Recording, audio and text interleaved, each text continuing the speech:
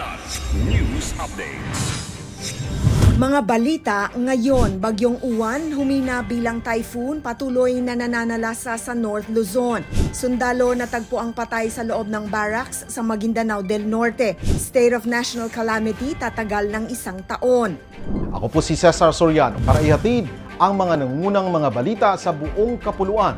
Ngayon, humina bilang isang typhoon ang Bagyong Uwan habang patuloy itong nananalasa sa Northern Luzon.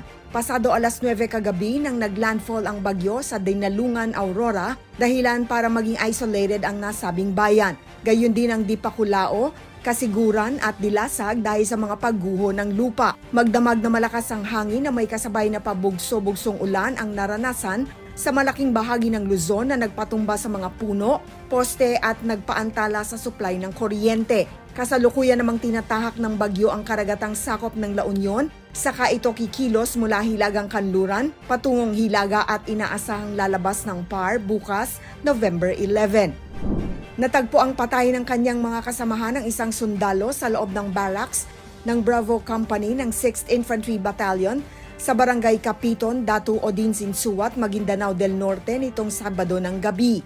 Kinilala ang biktima na si Private John Sorongon, 24 years old, residente ng Esperanza, Sultan Kudarat. Ayon sa pulisya, narinig ng mga kasamahan ng putok bandang 9:16 p.m. at natagpuan si Sorongon na nakahandusay sa kama at may tama ng bala. Isang T4 assault rifle ang nakita sa tabi ng biktima. Patuloy ang investigasyon ng mga otoridad upang matukoy ang sanhi ng insidente.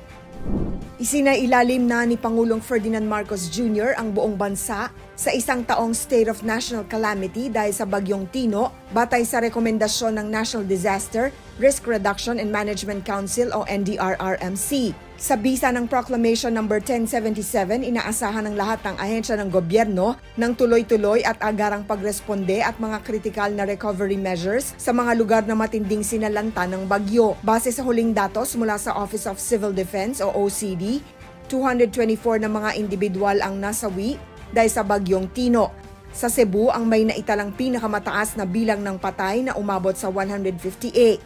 Iniulat naman ng Department of Agriculture o DA na tinatayang 159.14 million pesos ang pinsala sa agrikultura na nakaapekto sa 5,982 na mga magsasaka.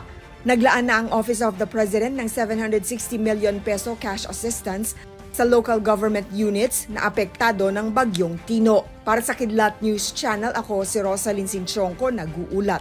ako po si Cesar Soriano, kasama nyo sa bawat pagputo ng balita.